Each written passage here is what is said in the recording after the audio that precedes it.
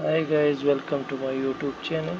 Today we find the value of this fraction 8 minus 3 parenthesis 6 minus 4. Now we solve by the rules of mathematics PEMDAS. P represent parenthesis, E exponent, M multiplication and D division, A addition, S subtraction. Now we solve it. First of all we solve parentheses.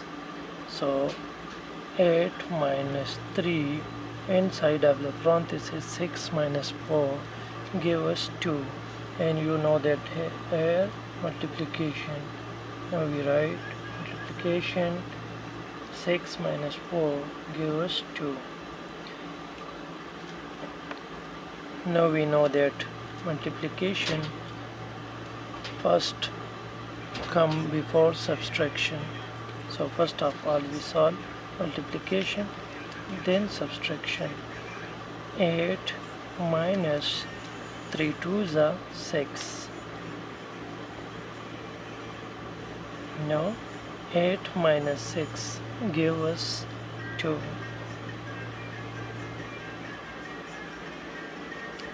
The final answer is 2.